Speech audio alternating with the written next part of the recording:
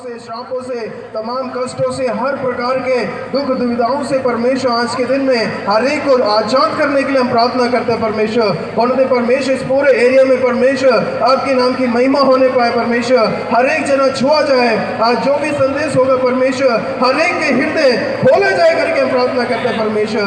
हर एक के लिए ये एक आशीष का कारण बनने पाए करके हम प्रार्थना करते हैं।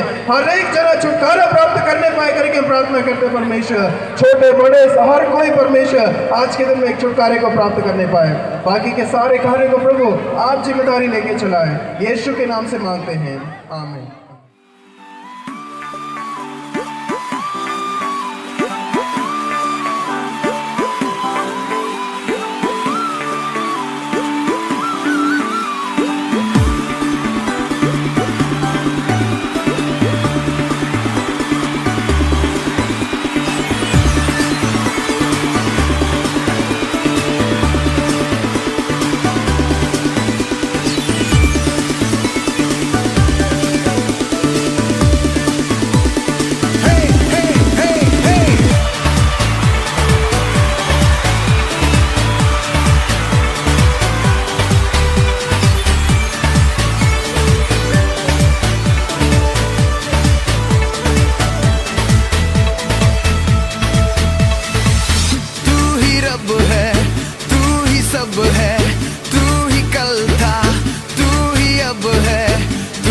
सबसे अलग है।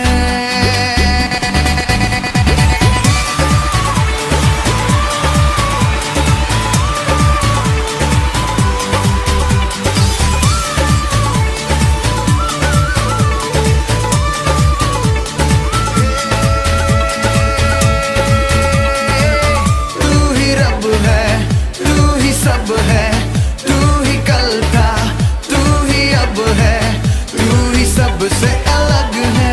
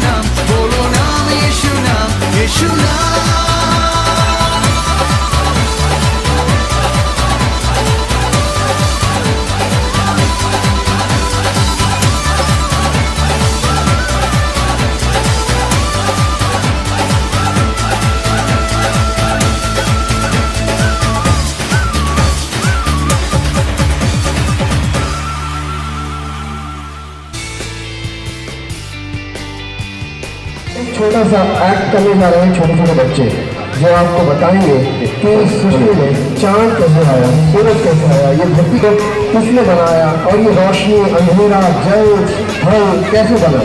इस तरह का एक छोटा सा ये कार्यक्रम आपको प्रस्तुत करेंगे छोटे छोटे बच्चे। संपूर्ण ब्रह्मांड की शुरुआत की परमेश्वर ने 6 दिनों में यह ब्रह्मांड और उसमें जो कुछ है उसकी सृष्टि की। परमेश्वर ने पृथ्वी को बनाने के बाद यह देखा कि पृथ्वी अंधेरे से भरी और सुनसान थी और उसमें कुछ भी बनाया नहीं गया था। लेकिन परमेश्वर की आत्मा वहाँ जल के ऊपर थी। तब परमेश्वर ने पहले दिन कहा उजियाला हो, तो उजियाला हो गया।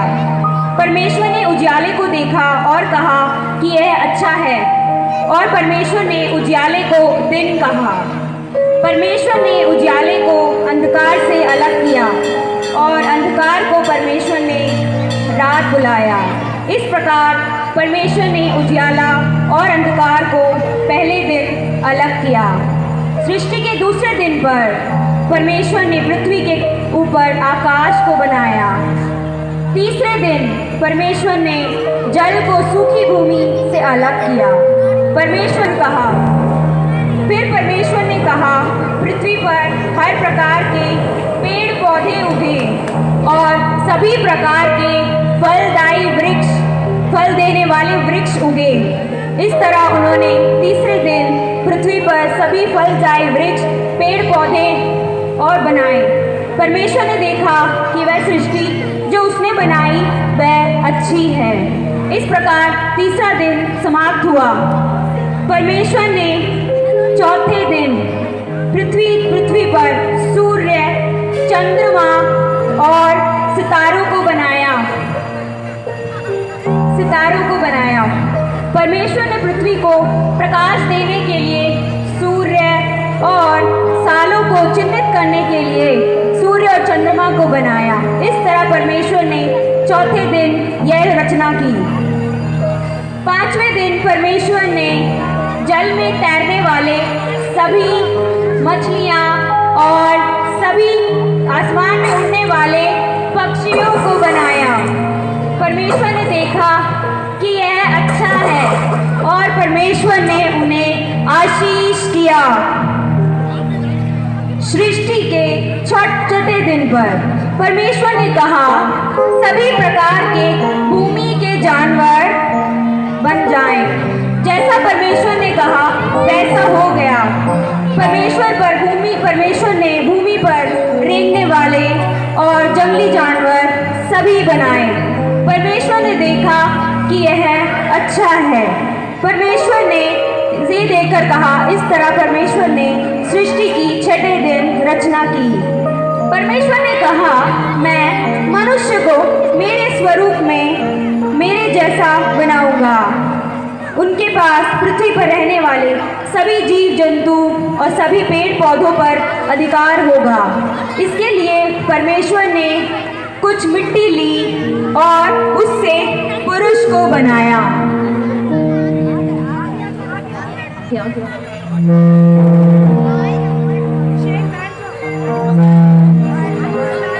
परमेश्वर ने पहले पुरुष को बनाया, उसे परमेश्वर ने आदम कहा। परमेश्वर ने उस पुरुष को अधिकार दिया और उसे एक वाटिका में ठहराया।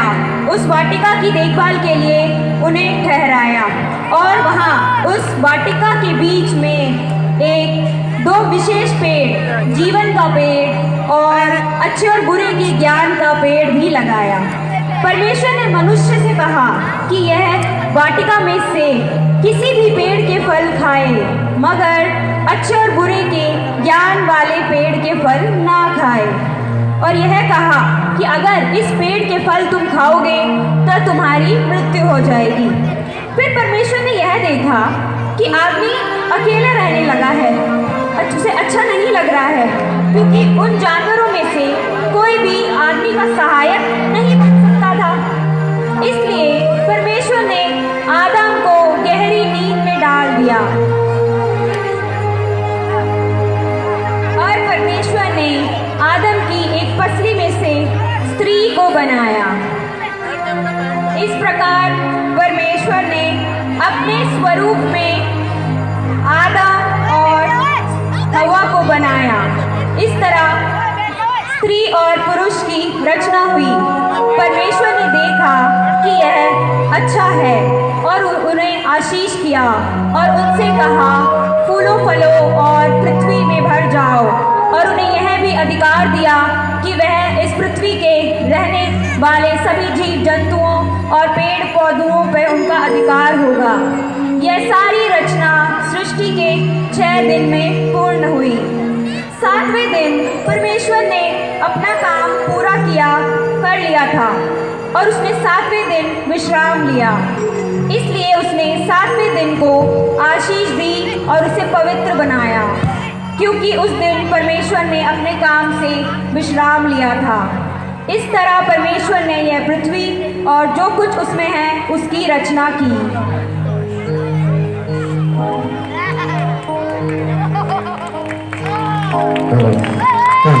इस तरह संसार की सृष्टि हुई और आदम और हव्वा जो इस सृष्टि की भागदौड़ में संभाल रहे थे और उन्होंने अपने सारे जितने भी जो परमेश्वर ने जिस चीज़ों को बनाया उनकी देख रेख कर रहे थे।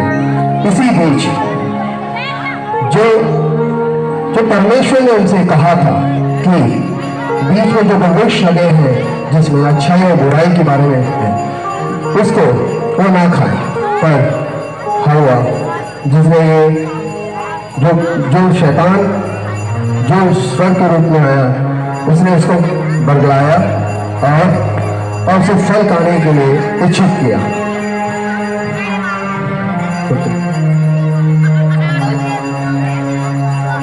और इस फल के द्वारा उसने पहले अपनी जो खुदा ने उसको जो इंस्ट्रक्शन दिया था, जो उन्हें वाचा मांगी थी, उसने उन्हें पहला तोड़ा और इस कारण पहली गलती हमसे हुई।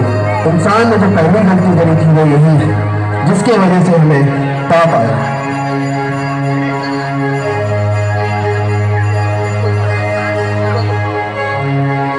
हव्वा ने कहा ये फल तो बहुत अच्छा है, मैं खा के देखूं, और इसने खाया और उस फल के साथ साथ उसने अपने उस फल को अपने पति के साथ भी शेयर किया।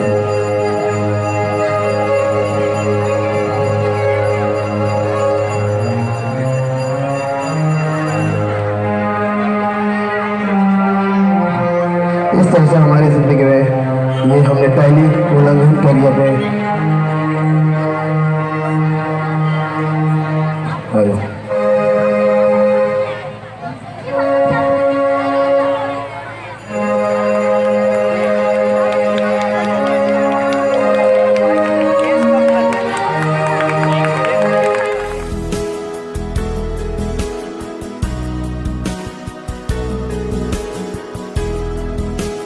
हमें छुड़ाने के लिए प्रभु यीशु मसीह का जन्म हुआ। उन्होंने यहाँ आकर वो अद्भुत कार्य किए जो हम सोच में नहीं सकते थे। उन्हीं कुछ अद्भुत कार्य को हम आपके सामने प्रस्तुत करने जा रहे हैं। ये यहूदा नगर की एक कहानी है जहाँ पर एक रोगी जो 38 वर्षों से बीमार पड़ा हुआ था। यह उस जगह की कहानी है जहाँ बेतलम के पास एक फाटक था, जहाँ एक कुंड था जिसे हम बेतसहा कहते थे। बहुत से लोग अपने परिवार सदस्य और अपने दोस्तों के साथ यह बीमार या लंगड़े या अंधे और उन्हें उन कुंड में बरमाते पर जब तक बैठाते थे जब तक उसमें कुछ हलचल ना हो। ऐसा लगता था कि समय समय पर कुंड का पानी हिलता था। वह यह मानते थे कि एक स्वर्गदूत उसे हिलाता है और जो कोई भी उस पानी में उतरता है जब वह हिलाता है तो वो जाए और वह अपने सब रोगों से चंगा हो जाए। पर यहाँ पर जब यीशु आए तो उन्होंने देखा कि 38 साल से एक बीमार आदमी जो यहाँ पड़ा है, तो उसने पूछा क्या तुम चंगा होना चाहते हो? तो उसने जवाब दिया, हे प्रभु, मेरे पास कोई नहीं है जो जल के हिलाने पर मुझे तालाब में उतार दे। जब मैं तालाब में जाने को होता हूँ तो सदा कोई दूसरा आदमी मुझसे पहले उतर कर चंगा हो जाता है। यीशु ने फिर कहा, खड़ा हो, अपना बिस्तर उठा और चल पड़। यह आदमी तत्काल ही अच्छा हो गया। उसने अपना बिस्तर उठाया और चला गया। यह देखकर वहां की जो जनता थी, जहाँ प्रजा थी, जो भीड़ थी, वो इस अचंभे में बढ़ गई है अद्भुत कार्य उस इंसान ने कैसे किया, और उस महान परमेश्वर के पुत्र की महिमा करने लगे। यीशु मसीह की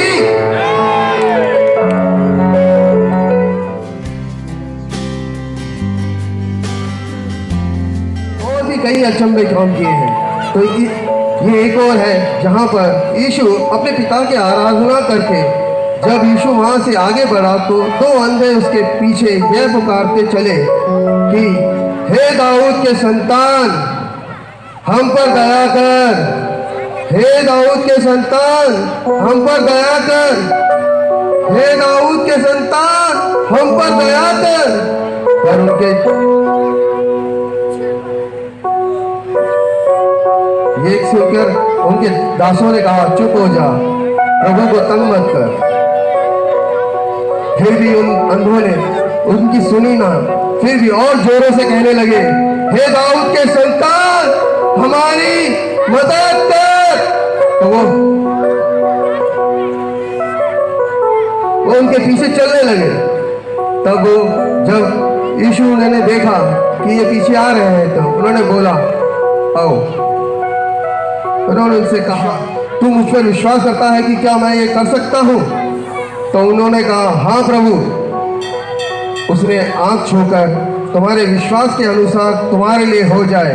उनकी आंखें खुल गई और यीशु ने उस चित्त में कहा, सावधान रहे इस बात। और इस अचंभे को देखकर फिर यहाँ जो भीड़ वहां खड़ी थी, उन्होंने फिर प्रभु की महिमा करी।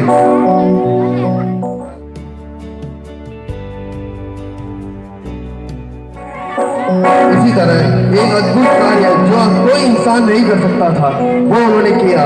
एक मुर्दे को जिंदा किया। ये उस जगह की कहानी है।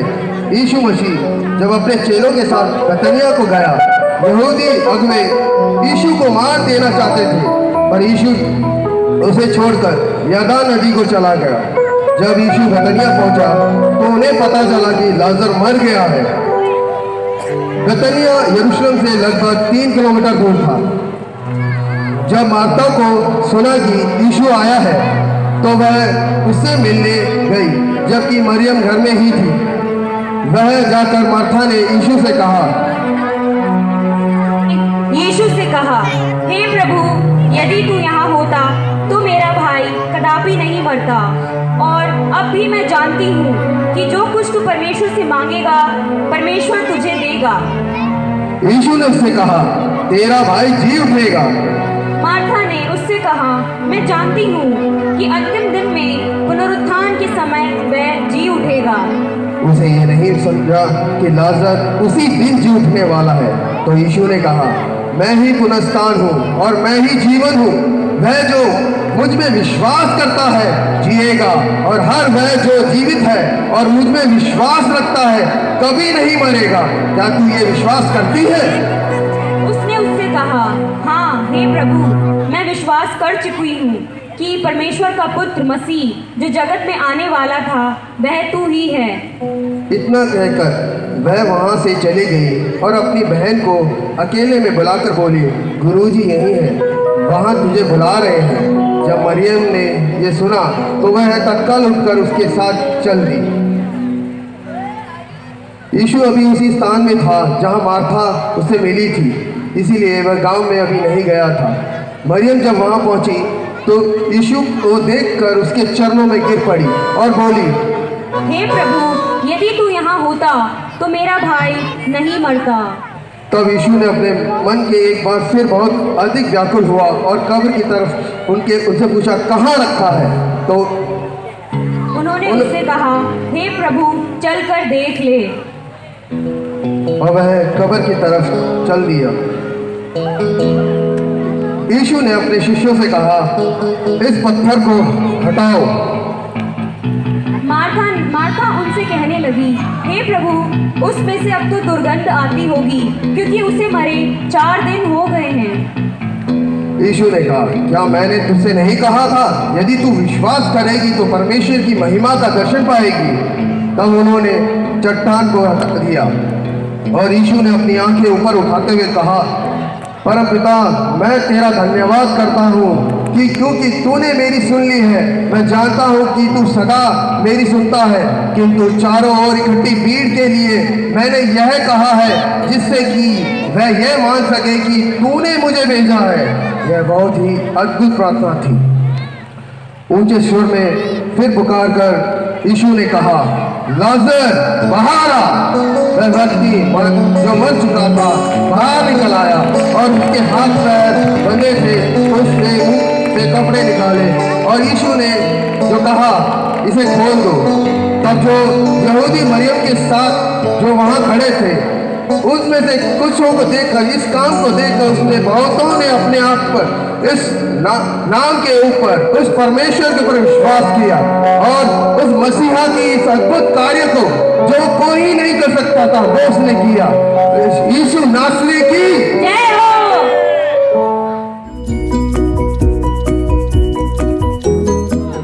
हमारे इंडिया में हर जगह पर वो प्रभु की सेवकाई करते हैं, प्रभु के नाम को महिमा होती है। நம்ம மத்தியில வந்து நம்ம ஒரு சந்தோஷமா இருக்கிறது। खासकर वो आज हमारे बीच में है, इस बात का हम बहुत खुश கர்த்தர் हैं। ஒவ்வொருத்தரும் நேசிக்கிறவரா இருக்கிறார்। परमेश्वर हर एक व्यक्ति को प्यार करता है। இந்த நாளிலே கர்த்தருடைய வார்த்தை கேட்க முடியாது, நம்ம அமைதியா இருப்போம்। इन दिनों में भी परमेश्वर की वचन को सुनने के लिए हम खासकर चुपचाप उसको वचन को सुने। அதுக்கு பின்பதாக சில நாடகங்கள், சில டான்ஸ் இருக்குது। इस प्रचार के बाद, इस वचन के बाद भी कुछ कल्चरल प्रोग्राम्स है। இதை கண்டு மகிழ்ந்து களிக்கும்படியாக கேட்டுக்கொள்கிறேன்। हम चाहते हैं आप आराम से शांति से बैठकर इन सारे प्रोग्राम्स को देखकर और प्रभु में आनंदित हो। பாஸ்டர் எஸ்தர் பாரதி வரவேற்புமா கரங்களை தட்டி। अभी पास्टर स्तर पर கர்த்தருடைய நாமத்துக்கு மகிமை உண்டாவதாக। परमेश्वर के नाम और आप सबको देखते हुए मैं बहुत आनंदित हूँ। கர்த்தர் எல்லோருக்கும் நல்லவராய் இருக்கிறார்। और परमेश्वर हम सबके लिए भला है கர்த்தர் நல்லவர்। और परमेश्वर भला है தேவ நாம மகிமைப்படுவதாக। और परमेश्वर के नाम की महिमा हो। हैप्पी क्रिसमस, और सबको हैप्पी क्रिसमस हैप्पी क्रिसमस, और बड़ा दिन मुबारक हो। हैप्पी क्रिसमस, सबको happy Christmas, happy Christmas. Happy Christmas.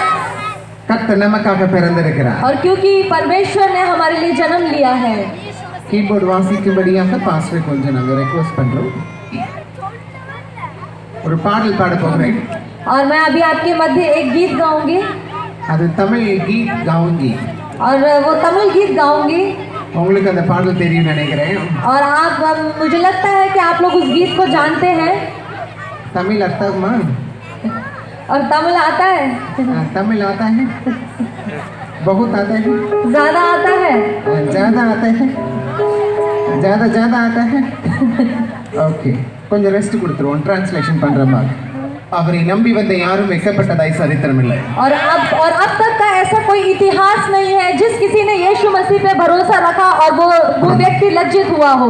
நானும் அவரை நம்பி வந்தேன், வெட்கப்பட்டதே இல்லை। और इसलिए मैं भी उस पर भरोसा रखकर आई, इसलिए आज तक मैं लज्जित नहीं हुई हूँ। இரண்டு பரிவாரங்களாய் கர்த்தர் பெருக்கி விடுவார்। और परमेश्वर हमें दुगना बढ़ा देता है। எல்லாம் கைகளை தாலி பட்டு நம்ம கர்த்தருடைய பாடலை நாம் பாடுவோம்। और हम ताली बजाकर हम परमेश्वर के इस गीत को गाएंगे। ரெடியா? உம்மை நம்பி வந்தேன், நான் வெட்கப்படல, உம்மையே என்னை கைவிடல। உம்மை நம்பி வந்தேன், நான் வெட்கப்படல, உம்மையே என்னை கைவிடல।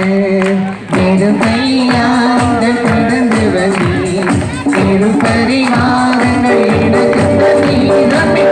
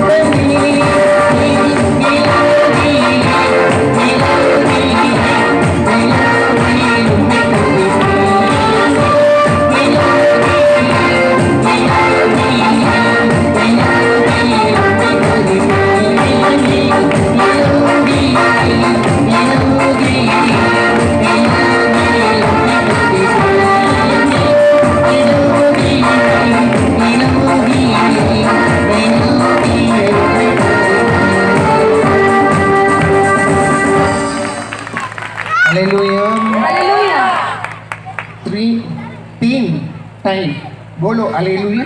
और हम 3 बार बोलेंगे हालेलुया। நான் பேசுற ஹிந்தியும் அவர்களுக்கு புரியும்। वो कह रहे हैं कि जो हिंदी वो बोल रहे हैं वो भी आप लोगों को समझ में आ रहा है। थोड़ा हिंदी பொறுமையா आता है। हालेलुया।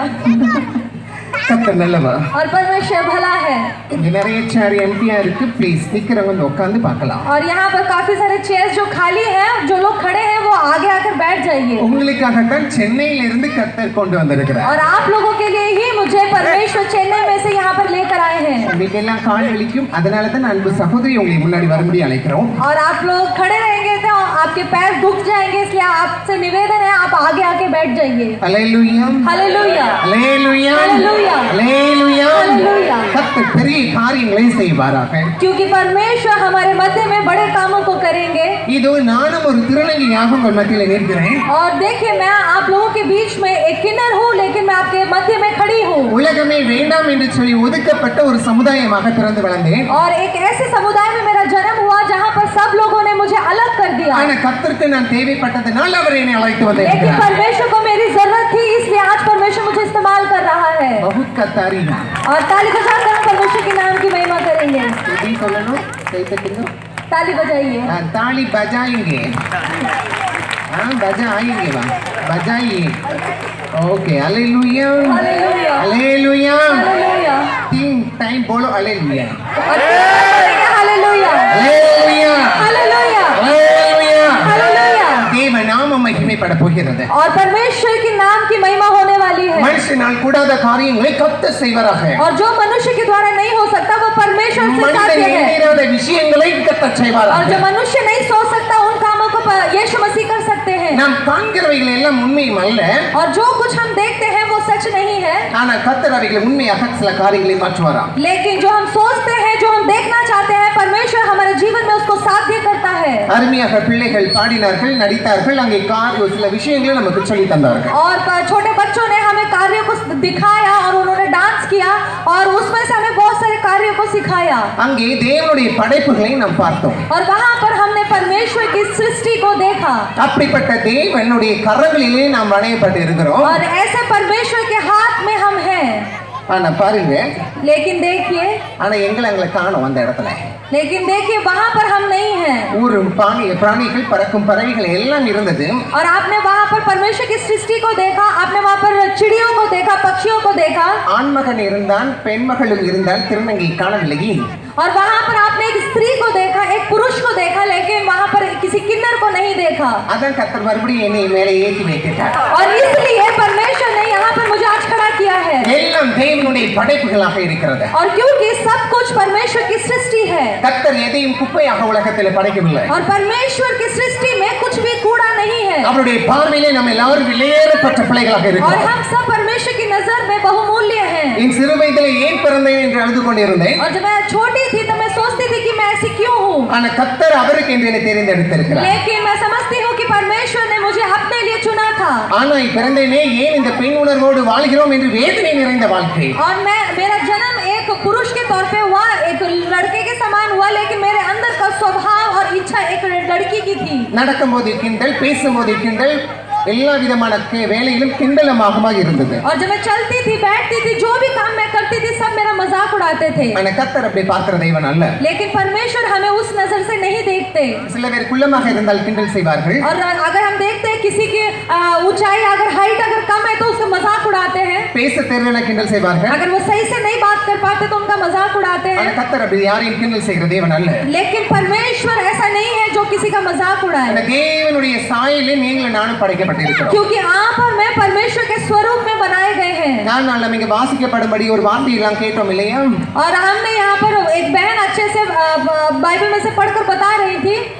தேவனுடைய சாயல்ல நம்ம உருவாக்கப்பட்டிருக்கிறோம்। और हमने देखा कि परमेश्वर ने अपने स्वरूप में हमें बनाया है। விலங்குகளை போல கர்த்தர் நம்மை படைக்கவில்லை। और एक जानवर या वैसे किसी तौर पर हमें नहीं बनाया है। பறவைகளை போல நம்மை படைக்கவில்லை। और पक्षी के समान हमें नहीं बनाया है। ஆனா கர்த்தருடைய சாயலை நாம் படைத்திருக்கிறோம்। लेकिन मनुष्य को परमेश्वर ने अपने स्वरूप में बनाया बनाया। நம் தோளை தட்டி சொல்லுங்க பார்க்கலாம். और अपने कंधे पर आप शाबाशी देकर बोलिए, बोलिए, बोलिए। ஷோல்டரை தட்டுங்க. और आपने कंधे को ऐसे शाबाशी दीजिए தட்டுங்க, நான் சொல்றேன். और अच्छे से शाबाशी दीजिए கர்த்தர் அவர் சாயல் என்னை படைத்திருக்கிறார். और बोले कि परमेश्वर ने मुझे अपने स्वरूप में बनाया है। தட்டாதவங்க எல்லாம் இப்ப என்ன சொல்றது? और जो लोग अपने आप को शाबाशी नहीं दे रहे उनका क्या बोला जाए, उन्हें क्या बोला जाए? எல்லாரையும் அவருடைய சாயல தான் கர்த்தர் படைத்திருக்கிறார். और मैं बताना चाहती हूँ यहाँ पर जो भी मौजूद है आप सभी को परमेश्वर ने अपने स्वरूप में बनाया है அதை ஆணும் பெண்ணுமாக படைத்திருக்கிறார். और वो एक स्त्री या पुरुष के रूप में बनाया है। அப்படிப்பட்ட தேவனிடத்தில் நான் வந்து நிற்கிறேன். और ऐसे परमेश्वर के सामने आज हम खड़े हैं। என் தாய் தகப்பனுக்கு புரியாத விஷயம் திருநங்கைனா என்ன என்பது. और मेरे माता पिता नहीं समझ पाए कि किन्नर क्या होता है। உலகத்துக்கே அது புரியவில்லை. और मैं समझती हूँ ये संसार भी नहीं जानता। என் தாய் தகப்பனுக்கு மாத்திரம் எப்படி புரிந்திட और முடியும்? कैसे वो उस बात को समझते।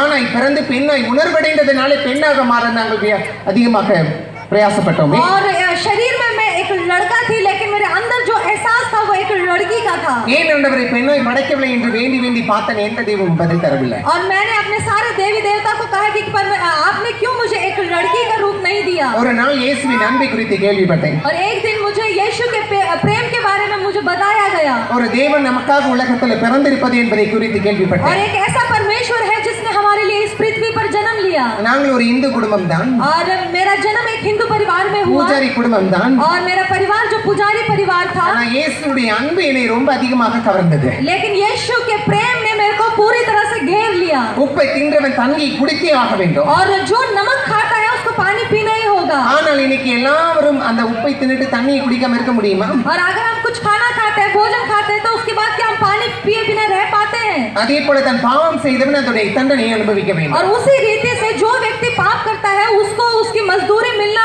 जरूरी है। அது ஒரு இயற்கை நீதியாக இருக்கிறது. और वो ये प्रकृति का नियम है। கர்த்தர் அதை மாற்றி விட்டார். और परमेश्वर ने यीशु मसीह ने उसको बदल दिया। அந்த பாவத்தின் சம்பளமாய் மரணத்தை நாம் அனுபவிக்க விடாதபடி இயேசு கிறிஸ்து சிலுவையில் இங்கே அறையப்பட்டார். और उस पाप की मजदूरी जो मृत्यु थी उसे हम लोगों ने नहीं उठाया, उसे खुद यीशु मसीह ने अपने ऊपर ले लिया। அதற்காக என்னை நான் வருத்திக் கொள்ள வேண்டிய அவசியமே இல்லை. और इसलिए हमें अब अपने आप को दुख देने की आवश्यकता नहीं है। என் உடலை வருத்த வேண்டிய அவசியம் இல்லையே.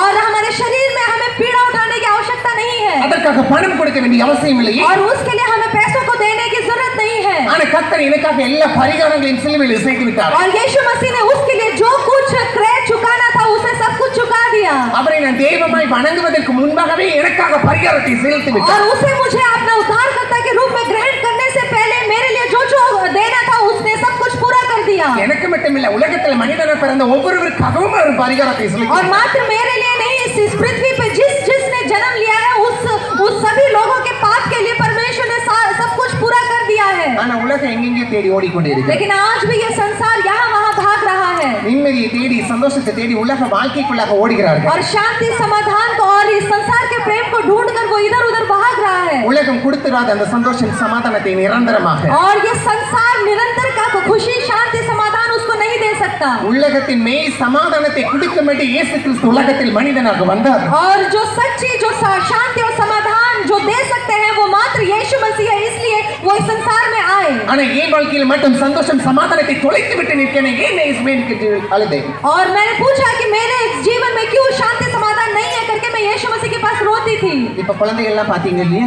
और अभी आपने यहाँ पर स्टेज पे छोटे बच्चों को देखा எவ்வளவு சந்தோஷமா இருந்தது. और वो कितने खुश थे। ஆனா அந்த சின்ன வாழ்க்கையில எனக்கு அப்படிப்பட்ட சந்தோஷமே கிடையாது. लेकिन जब मैं छोटी थी मेरे जीवन में ऐसी खुशी नहीं थी। குழந்தைகள் என்னை கண்டு கிண்டல் கேலி அதிகமாக பண்ணுவார்கள். और जो छोटे बच्चे भी मुझे देखकर बहुत मजाक उड़ाते थे। அவங்களோட சேர்ந்து அதிகமாக நான் விளையாடவும் முடியாது. और मैं उनके साथ मिलकर अच्छे से खेल भी नहीं पाती थी। எல்லாரும் பரியாசத்தின் அழுது கொண்டே இருப்பேன். और हर कोई मेरा मजाक उड़ाता था इसलिए मैं रोने लगती थी। என் தாய் தகப்பனுக்கு பிடிக்காத குழந்தைய வெறுப்புள்ள பிள்ளையாக இருந்தேன். और मेरे माता पिता मुझसे बहुत परेशान थे इसलिए वो भी मुझसे घृणा करने लगे। தாய் தகப்பன் வெறுத்தாலும் கூட கர்த்தர் தாமே சேர்த்துக் கொள்வார். और मैं बताना चाहती हूँ यदि अगर आपके माँ बाप भी अगर आपको नहीं पसंद करते नहीं चाहते लेकिन परमेश्वर आपसे प्रेम करते हैं। ஒவ்வொரு நாளும் செத்திட வேண்டும் என்று சொல்லித்தான் என் ஜெபம் இருக்கும். और मैं हर दिन प्रतिदिन यही प्रार्थना करती थी कि मैं मर जाऊं। இந்த உலகம் ஆணுக்கும் பெண்ணுக்கு உரிய உலகம் திருநங்கையில் கிடையாது என்று நான் நினைத்து வந்தேன். और मैं समझती थी कि ये जो संसार है वो एक स्त्री और पुरुष के लिए है, किन्नर की इस संसार में कोई जगह नहीं है। இந்த உலகம் எல்லாருக்கும் உரியது. और ये जो मैं बताना चाहती हूँ कि ये संसार सभी का है। மனிதனாய் பிறந்த ஒவ்வொருவனுக்கும் இந்த உலகம் சொந்தம். जिस किसी ने यहाँ पर मनुष्य मनुष्य का जन्म लिया है उस सभी का है அவர்களுக்கு பரலோகத்தை கொடுக்க கர்த்தர் இயேசு கிறிஸ்து இறங்கி வந்தார். और ताकि उन्हें स्वर्ग राज्य मिले इसलिए यीशु मसीह संसार में आए ஒரு சகோதரி மூலியமாக வேத வார்த்தையை நான் கேள்விப்பட்டேன். और एक बहन के द्वारा मैंने परमेश्वर के वचन को सुना மரித்த பின்பு ஒரு வாழ்க்கை இருப்பது என்று. और मृत्यु के बाद एक अनंत काल का जीवन है हमारे மரித்து लिए போன மண்ணை தோண்டி புதைத்து விடுவார்களே. और जब हम मर जाते हैं हमें गड्ढा खोदकर हमें वहां पर दबा दिया जाता இல்லை है கட்டைகளை வைத்து எரித்து விடுவார்களே. या तो लकड़ियों के बीच में रखकर जला दिया जाता है அது எப்படி மரித்த பின்பு ஒரு வாழ்க்கை இருக்க முடியும் என்று கேள்வி வைத்தேன். और मेरे पास एक ऐसा प्रश्न था कि ऐसा करने के बाद कैसे हमारे लिए एक अनंत जीवन है வேதம் சொல்லுகிறது लेकिन बाइबल बताती है மரித்து மண்ணோட மண்ணாக மக்கி போன யாவரும் உடலோடு எழும்பி உட்கார்வான் என்று சொல்லி. और जो कोई इस मिट्टी में मिल जाएगा लेकिन एक समय आएगा जब वो उसकी हड्डियां जिलाई जाएगी उसका शरीर फिर से पुनरुत्थान हो जाएगा அவனவன் செய்த நன்மை தீமை கேட்ப நியாயம் இருக்கும்படி இயேசு கிறிஸ்து மீண்டும் வருவார் என்று சொல்லி. और हर किसी को अपने अपने कामों के अनुसार उसको फल दिया जाएगा और यीशु मसीह उसका न्याय करेंगे உங்களை யாராவது உங்களுக்கு பிரச்சனை கொடுத்து கொண்டு இருக்கிறார்களா? और अगर आपको कोई परेशान कर रहा है तो உங்களுக்கு நியாயமே கிடைக்கவில்லையா? और हो सकता है संसार में आपको कभी न्याय नहीं मिला है வாழ்க்கை முழுவதும் நிந்தையும் பிரச்சனையாக இருக்கிறதா? और हो सकता है आपके जीवन में बहुत सारी निंदाएं परेशानियां உங்களுக்கு ஒருவரை அறிமுகப்படுத்துகிறேன். और आज मैं एक व्यक्ति से आपको मिलाना चाहती हूँ ஒரு நியாயத்துக்கு நிற்கிற ஒருவரை உங்களோட और जो அறிமுகப்படுத்துகிறேன். मात्र न्याय के साथ जो खड़ा होता है उससे मैं आपको मिलाना चाहती हूँ என்ற பணமில்லை அதனால நியாயம் நடுபட்டு போயிற்று என்று சொல்கிறாயோ? हो सकता है आप सोचते हैं मेरे पास पैसा नहीं है इसलिए मेरे साथ अन्याय हुआ है என்ற படிப்பில்லை அதனால அநியாயம் மற்றவர்கள் செய்து விட்டார்கள் என்று சொல்கிறாயோ? और मैं अच्छे से पढ़ी लिखी नहीं हूँ इसलिए लोग मेरे साथ अन्याय करते हैं உனக்காக நியாயம் விசாரிக்கிற ஒரு தேவன் உண்டு. और आपका न्याय करने के लिए एक परमेश्वर है கர்த்தராகிய இயேசு கிறிஸ்து உனக்காக நியாயம் செய்யும்படியாக வரப்போகிறார். और यीशु मसीह आपका न्याय करने के लिए जल्द आने वाला है நீ விசுவாசித்தால் தேவ மகிமை இந்த நாட்களில் நீ காணப்போகிறாய். और यदि तुम विश्वास करो तो परमेश्वर की महिमा को देखोगे அந்த நியாயத்தை எனக்கும் கர்த்தர் செய்தார். और उसी न्याय को परमेश्वर ने मेरे जीवन में किया ஆணுக்கு பெண்ணுக்கும் கிடைத்த உரிமைகள் எனக்கு கிடையாதபடி இந்த உலகம் அநியாயம் செய்து और விட்டது. इस संसार में जो न्याय मुझे मिलना था जो एक स्त्री पुरुष के लिए मिलता था वो अधिकार मुझे नहीं मिला பெண்ணாய் வாழ வேண்டிய ஒரே காரணத்துக்காக எல்லாவற்றையும் விட்டு பிச்சை எடுக்கும்படியான வாழ்க்கை வாழ்ந்து கொண்டிருந்தேன். और मुझे एक स्त्री का जीवन पसंद था और उसको जब मैं जीने लगी तो मैंने अपना सब कुछ छोड़ दिया கர்த்தரை நோக்கி பார்த்ததனாலே और मैंने जब परमेश्वर की ओर देखा என் முகங்களை பிரகாசமடைய செய்தவர் और यीशु मसीह ने मेरे चेहरे को प्रकाशित किया என் மன வாஞ்சையின்படியாக और मेरे दिल की इच्छा के अनुसार உங்க மத்தியில் அழகு சுந்தரியாக நிற்கிறேன். और आज मैं आपके सामने एक सुंदर स्त्री के रूप में खड़ी हूँ ரொம்ப சந்தோஷமா? और आप खुश हैं खुशी है? और खुश हैं बहुत बहुत खुशी है. और बहुत खुश हैं என்னை மறந்துட மாட்டீங்களா? और आप मुझे भूल तो नहीं जाएंगे நகி மறந்துடாதீங்க. और मत भूलिएगा நகி போலிங்க. मत भूलिएगा மத் பூலிங்க. நாளைக்கு ஒரு நாள் தான் இருக்கு நிமிஞ்சி. और मेरे पास कल का एक दिन है அதுக்குள்ள ஹிந்தியை படிச்சே ஆகணும். और इतने में मैं हिंदी सीख जाऊंगी अच्छा पढ़ते हैं, अच्छा लिखते हैं, अच्छा वासिफ है, बट नहीं बोलेंगे.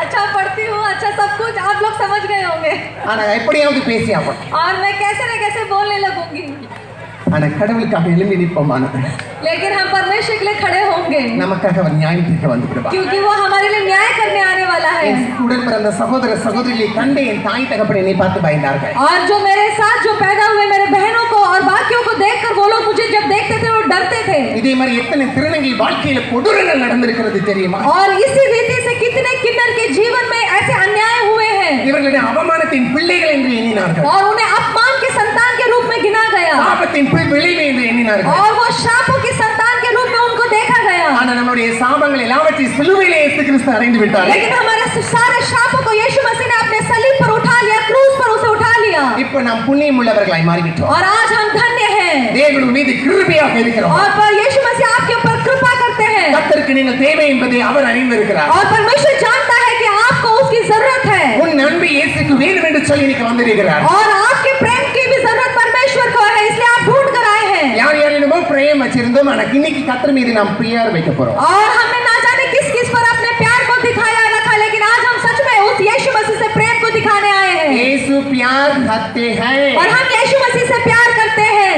यीशु प्यार करते हैं. और यीशु से प्यार करते हैं हिंदी புரியல? और परमेश्वर के नाम की महिमा हो அவர் எல்லோர் மீதும் விருப்பம் உள்ளவராக இருக்கிறவர். और यीशु मसीह हर एक व्यक्ति के ऊपर इच्छुक है அவருக்கு அழகு முக்கியம் இல்ல, और उनके लिए हमारी सुंदरता आवश्यकता नहीं है திறமை முக்கியம் இல்ல, और हमारा घमंड जरूरी नहीं है படிப்பு முக்கியம் இல்ல, और हमारी पढ़ाई जरूरी नहीं है பணம் முக்கியம் இல்ல. और हमारा पैसा जरूरी नहीं है இந்த நான்கு நம்ம படிக்கும் போது அவருக்கு இல்ல. और जब उसने हमें रचा, जब हमें सृजा, तब उन्हें इन तमाम बातों की जरूरत नहीं थी। நமக்கு தான் இல்ல, அவருக்கு எல்லாமே இருக்கு.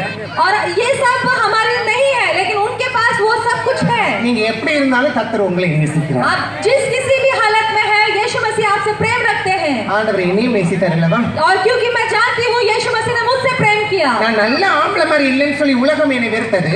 और इस संसार ने मुझसे बैर रखा क्योंकि मैं एक अच्छे एक आदमी के रूप में नहीं हूँ। நல்ல பெண் மாதிரி இல்லைன்னு உடனே உலகம் என்னை வெறுத்தது. और एक अच्छी और मैं सच में एक स्त्री नहीं हूँ, इसलिए उन्होंने मुझसे बैर रखा। இயேசுக்காக வாழ வேண்டும் என்று ஆசைப்பட்டதனால என் இயேசு என்னை அதிகமாக நேசித்தார். और मैंने यीशु मसीह के लिए मैं जीऊंगी करके ऐसा मैंने सोचा, इसलिए यीशु मसीह ने मुझसे बहुत प्रेम रखा। சங்கீதத்தில் ஒரு வார்த்தை சொல்கிறது, और भजन संहिता बताती है, அவருடைய நாமத்தை அறிந்தவர்களுக்கு, और जो उसके नाम को जानते हैं, அவருடைய நாமத்தை தெரிந்தவர்களுக்கு, और जो उसके नाम को जो जान चुके हैं, உயர்ந்த அடைக்கலத்தில் கர்த்தர் வைப்பார். और ऊंचे स्थान पर यीशु मसीह रखते हैं। அதற்கு நான் சாட்சியாக நிற்கிறேன். और उसके एक गवाह के रूप में मैं हूँ। இயேசுவின் நாமத்தை அறிந்திருந்தபடியினாலே और मैंने यीशु मसीह को नाम को जान लिया, इसलिए। இன்னைக்கு சென்னையில இருந்து டெல்லி வரைக்கும் கர்த்தர் கூட்டிட்டு வந்திருக்கார். और आज यीशु मसीह ने मुझे चेन्नई से इस दिल्ली शहर में लेकर आए हैं। அவர் உயர்ந்த இடங்களை கர்த்தர் தருகிறவர். और वो हमारे जीवन में एक ऊंचे स्थान को देते हैं। பிச்சை எடுத்துக்கொண்டு இருந்த என்னை கர்த்தர் இன்னைக்கு மகிமையாக நிறுத்தியிருப்பார். और जो मैं यहाँ वहाँ मैं भीख मांगती थी, लेकिन आज परमेश्वर ने अपने नाम की महिमा के लिए मुझे खड़ा किया है। வீட்டுக்கு வரக்கூடாது என்று துரத்தி விட்டவர்கள் இன்னைக்கு வீட்டுக்கு வாங்கிட்டு கூப்பிடும்படியாக கர்த்தர் மாற்றியிருக்கிறார். और जिन लोगों ने मुझे कहा कि हमारे घर में पैर मत रखना, आज वो लोग मुझे बुलाते हैं कि तुम कब आओगे। தெருவில் நடக்கும்போது எல்லாரும் கிண்டல் செய்து கொண்டு இருந்தார்கள். और जब मैं सड़क पर चलती थी, लोग मेरा मजाक उड़ाते थे। இன்னைக்கு வீட்டுக்கு வாமா உன் காலை எடுத்து என் வீட்டுல வை ஜெபம் பண்ணி என்று சொல்லும்படி கர்த்தர் மாற்றியிருக்கிறார். और कहते हैं कि अपने पैरों को मेरे घर में लेकर आइए और हमारे लिए प्रार्थना कीजिए। வட இந்தியாவிலே திருநங்கையிலே கொஞ்சம் மதிக்கிறீர்கள், ரொம்ப சந்தோஷம். और मैं जानती हूँ जो उत्तर भारत में किन्नर का थोड़ा हम लोग इज्जत करते हैं, ஆனா தென்னிந்தியாவிலே அப்படி மதிப்பதில்லை. लेकिन दक्षिण भारत में ऐसा नहीं है। அது முக்கியமாக தமிழ்நாடுகளிலே இப்பதான் கொஞ்சம் கொஞ்சமாக மதித்து வருகிறார்கள். लेकिन अभी जो तमिलनाडु में देखते हैं कि थोड़ा थोड़ा उन लोगों के बारे में सोचने लगे हैं। பக்கத்துல கூட உட்கார மாட்டாங்க, எழும்பி போய் விடுவார்கள். और जो किन्नर के साथ में उनके बगल में भी बैठना पसंद नहीं करते। ஆஸ்பத்திரி போனா கூட கையை தொட்டு டாக்டர் எந்த ட்ரீட்மெண்ட் கொடுக்க மாட்டார். और अगर हम लोग अगर अस्पताल जाए तो वहां पर भी डॉक्टर्स हमें छू कर ठीक से नहीं देखते। போகிற இடமெல்லாம் அவமானமாக இருக்கும். और हम जहाँ कहीं भी जाए वहाँ सारे जगहों पर हमें अपमानित होना पड़ता है। நாயை விரட்டுவதை போல விரட்டி விடுவார். जैसे कुत्ते को भगाया जाता है, वैसे हमारे साथ किया जाता ஆனா है। கர்த்தர் பார்த்திருந்தார். लेकिन परमेश्वर ने देखा, என் அன்பை அவர் வேண்டும் என்றதனால் என்னை தெரிந்தெடுத்திருக்கிறார். और वो चाहता था कि मैं उसके प्रेम को जानूं, इसलिए उसने मुझे चुना। உங்களுடைய अன்பும் கர்த்தருக்கு தேவை. और मैं बताना चाहती हूँ कि आपके प्रेम की भी परमेश्वर को जरूरत है। அதுக்காக தான் கர்த்தர் இன்னைக்கு தேடி வந்திருக்கிறார். और इसलिए आप लोगों के पास आज यीशु मसीह खुद आए हैं। Hallelujah, hallelujah. 3 टाइम बोलो हालेलुया. और हम 3 बार मिलकर हालेलुया बोलेंगे। Hallelujah, hallelujah, hallelujah, hallelujah, hallelujah. Hallelujah. இருக்கிறவங்க சொல்ல மாட்டீங்களாமா கொஞ்சம்? और जो लोग खड़े हैं, क्या आप लोग नहीं बोलेंगे? नहीं बोलेंगे. नहीं बोलेंगे। உங்களை சுவாசிக்க காற்று தந்திருக்கிறார். और आप लोग अच्छा सा श्वास लेने के लिए अच्छी हवा दी है। சாப்பிட்ட சாப்பாடு நல்ல ஜீரணமாக கர்த்தர் கிருபை தந்திருக்கிறார். और जो कुछ आप खाते हैं वो पच जाए, ऐसा आपको शरीर दिया है। நிச்சயமா நீங்க அல்லேலூயா சொல்லி பாருங்க. और उसी रीति से आप हालेलुया बोल के देखिए। உங்களை சத்துரு தொடணும்னு நினைச்சா கூட உங்களை தொட முடியாது. और अगर शत्रु अगर आपको छूना चाहे भी तो नहीं छू सकता। உங்களுக்கு மறைவா இருக்க எந்த சக்தியும் உங்களை அசைக்க முடியாது. जिन शक्तियों को आप नहीं देख सकते, वो शक्तियां भी आपको नहीं छू सकती। ஏன்னா ஒரு சர்வ வல்லமையுள்ள தேவனாக क्योंकि वो இருக்கிறார். सर्वशक्तिमान परमेश्वर है। மரணத்தை ஜெயித்தவராக और இருக்கிறார். क्योंकि उसने मृत्यु को जीत लिया, அவர் பரிசுத்தமுள்ள தேவனாக இருக்கிறார். और वो पवित्र परमेश्वर है।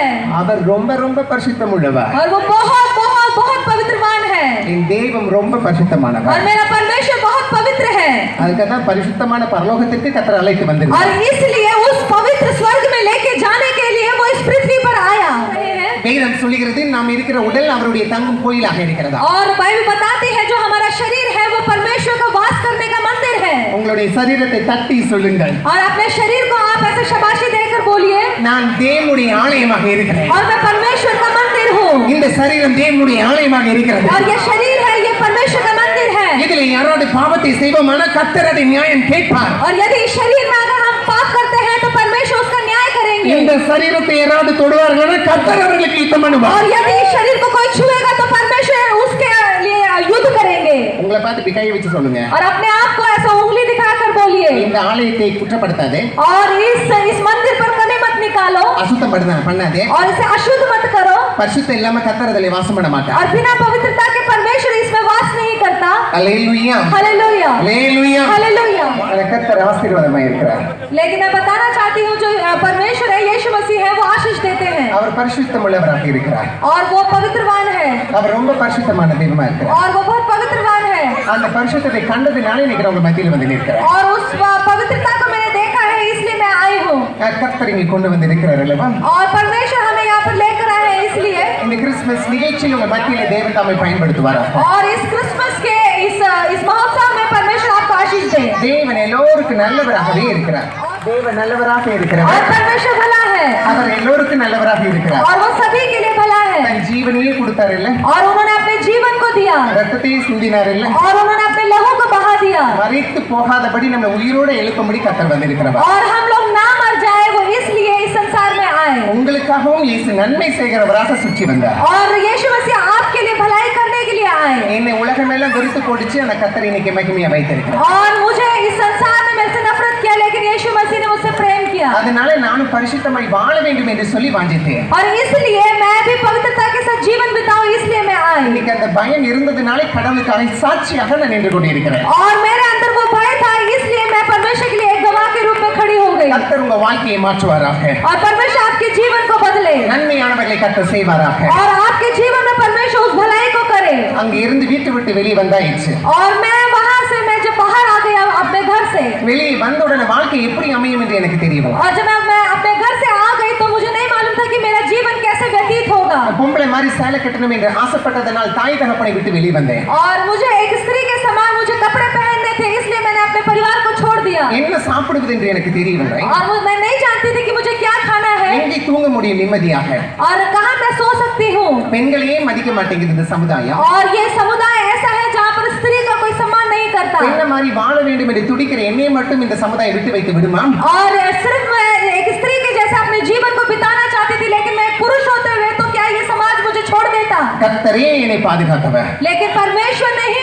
मुझे सुरक्षा दी ஆபத்து நேரத்தில் என்னை பாதுகாத்து வந்தார் और हर एक मुसीबत में वो उन्होंने मुझे सुरक्षा दी எனக்கு உணவை தந்தார் और उन्होंने मुझे खाना दिया ஒழுக்கமாய் வாழ கற்றுக் கொடுத்தார் और एक सही ढंग से मुझे जीवन को जीना सिखाया அநேக இடங்களில் கர்த்தர் உயர்த்த ஆரம்பித்தவர் और बहुत सारे जगहों पर परमेश्वर ने मुझे ऊंचा उठाया ஒரு ஊழியக்காரருடைய ஆலோசனைப்படி நான் அங்கே பைபிள் காலேஜுக்கு படிக்க நான் கடந்து போனேன் और एक पासवान ने मेरे को गाइड किया उन्होंने मुझे बताया इसलिए मैं बाइबल कॉलेज में पढ़ने के लिए गई எங்கேயுமே திருநங்கையர்கள் ஏற்றுக்கொள்ள மாட்டார் और किसी भी बाइबल कॉलेज में किन्नर को नहीं अपनाया जाता எங்கேயுமே அங்க சேர்த்துக்கொள்ளவும் மாட்டார்கள் और कहीं पर भी उनको नहीं अपनाया जाता ஆனா பாருங்க கடவுள் என்னை முன்குறித்து இருந்ததுனால लेकिन परमेश्वर का नजर मेरे ऊपर थी इसलिए அங்கே கர்த்தர் என்னை பைபிள் காலேஜில் கொண்டு போய் உட்கார்ந்து படிக்க கர்த்தர் கிருபை செய்தார் और परमेश्वर ने ऐसा कृपा दिया कि मैं उस बाइबल कॉलेज में जाकर मैं पढूं மனுஷனால் அது கூடாத விஷயம் और जो मनुष्य से साध्य नहीं है ஆனா தேவனால் அது எல்லாமே சாத்தியமாக लेकिन மாறியது परमेश्वर के द्वारा यीशु मसीह के द्वारा वो सब कुछ साध्य है நானும் படிக்கணும் வாஞ்ச வைத்தேன்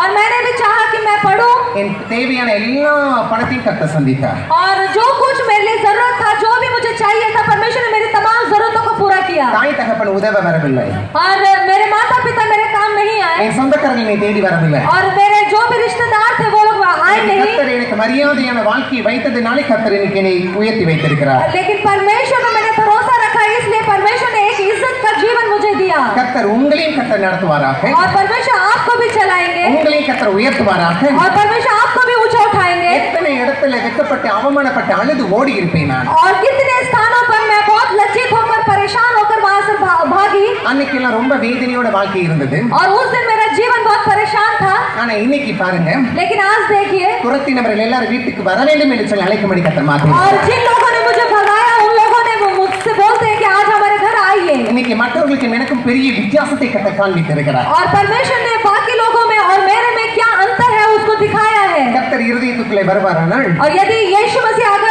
आपके दिल में आते हैं तो என் வாழ்க்கை முழுவதும் மாறிவிட்டது और मेरा जीवन बदल गया இயேசுவுக்காக பரிசுத்தமாய் வாழ வேண்டும் என்று நினைத்தேன் और यीशु मसीह के लिए मैंने पवित्र जीवन बिताने के लिए एक निर्णय लिया அந்த பரிசுத்தத்தை கண்டடைந்தேன் நான் और उस पवित्रता को मैंने देखा அந்த பரலோகம் எனக்கு வேண்டும் என்று ஆசைப்பட்டேன் और वो स्वर्ग मुझे चाहिए मैंने वो इच्छा किया உண்மையை அறியாத अनेक மக்களுக்கு உண்மையை சொல்லும்படியாக ஓடி और வந்தேன் जो इस सच्चाई को नहीं जानते उन लोगों के पास मैंने जाके इस सच्चाई को बांटा அவர்களுக்கு ஆறுதலற்ற மக்களுக்கு தேவ வார்த்தையை ஆறுதலை குடிப்பதற்காக और जिनके पास शांति समाधान नहीं है जिनका दिल